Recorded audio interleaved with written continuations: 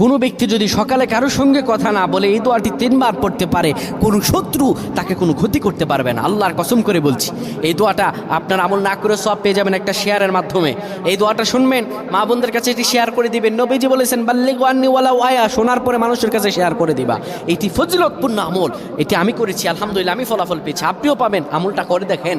নবীজি সাল্লাল্লাহু আলাইহি সাল্লামের শেখানো দোয়া, বুলেট মিস হতে পারে, গুলি মিস হতে পারে, কিন্তু দোয়ার ফজিলত মিস হবে না।